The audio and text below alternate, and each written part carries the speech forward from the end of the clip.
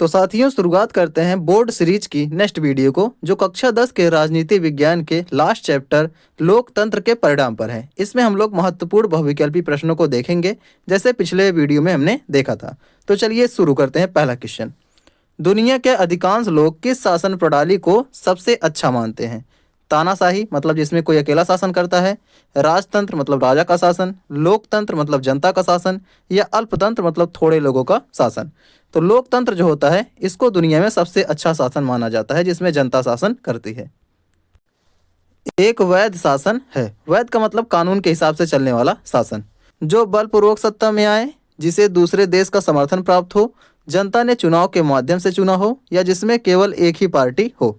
तो कानून के हिसाब से चलने वाला शासन वही है जिसको जनता ने चुनाव के माध्यम से चुना हुआ है। आर्थिक समृद्धि दर किसमें थोड़ी बेहतर रही? लोकतंत्र में, तानाशाहियों में, गरीब देशों के लोकतंत्र में, सभी देशों में समान। तो आर्थिक समृद्धि का मतलब होता है जब देश की आर्थिक स्थिति, मतलब जो धन से संबंधित मामले हैं, उस क्षेत्र में अगर देश मजबूत हो रहा है तो वो किसमें ज़्यादा बेहतर रही है। तो तानाशाहियों में देखें तो लोकतंत्र से अच्छा हमको यहाँ पर देखने को मिलता है, ये आर्थिक समृद्धि के मामले में काफ़ी मजबूत रहते हैं। लोकतंत्र में निर्णय लेने में देरी क्यों होती है? मतलब कोई भी फैसला लेने में देर क्यों लग जाती है? क्योंकि सरकार अक्षम है, मतलब क्षमता नहीं है, क्योंकि भ्रष्टाचार बहुत ज़्यादा है, विचार विमर्श और बातचीत की लंबी प्रक्रिया होती है इसलिए देर होती है, क्योंकि जनता निर्णय लेना नहीं चाहती है। तो इसमें हम लोग देखते हैं कि यहाँ पर सभी लोग बैठ करके, जो नेता मंत्री होते हैं, वो वहाँ पर विचार और विमर्श करके, बातचीत करके निर्णय लेते हैं, इसीलिए इसमें देरी होती है।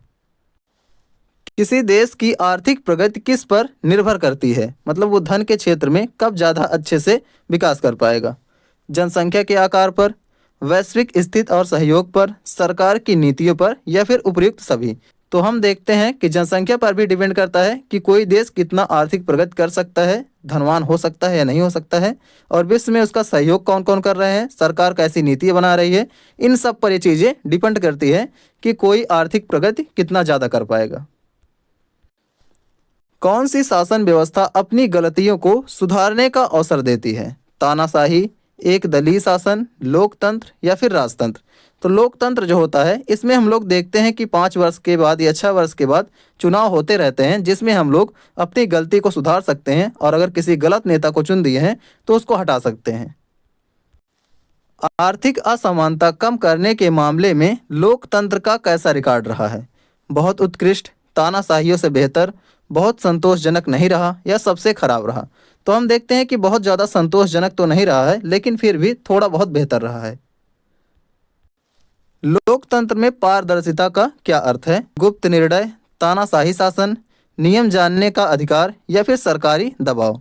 तो पारदर्शिता का मतलब होता है कि हम सरकार जो कर रही है उसके बारे में जानकारी ले सकते हैं, मतलब नियम जानने का अधिकार होता है। लोकतंत्र अन्य व्यवस्थाओं से श्रेष्ठ है क्योंकि यह बहुत अमीर बनाता है, फैसले तेज लेता है, नागरिकों की गर्मियाँ बढ़ाता है, या भ्रष्टाचार खत्म करता है? तो यह नागरिकों का सम्मान बढ़ाता है, इसीलिए यह अन्य व्यवस्थाओं से बेहतर होता है।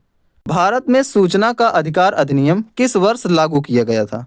2002 में, 2004 में, 2005 में, या फिर 2008 में? ये क्वेश्चन 2024 में भी पूछा गया है और 2025 में भी पूछा गया है, तो बहुत ही ज़्यादा इंपॉर्टेंट हो जाता है। तो इसमें हम लोग देखते हैं कि हमको सूचना पाने का अधिकार होता है, और यह अधिनियम जो लाया गया था सन 2005 में लाया गया था। तो इस तरह से हमारे 10 क्वेश्चन कंप्लीट हो गए हैं। नागरिक शास्त्र का चैप्टर भी इसी के साथ खत्म हो गया है, और हमने इतिहास का भी चैप्टर पूरा करवा दिया था, जिसमें सभी बहुविकल्पी प्रश्न देखे जा चुके हैं। तो अगर आप लोगों को इन सभी वीडियोज़ में कोई डाउट लग रहा है तो आप लोग पूछ सकते हैं कमेंट में, हम इसका जवाब देने की पूरी कोशिश करेंगे। फिर से मिलेंगे एक नई वीडियो के साथ, तब तक के लिए धन्यवाद।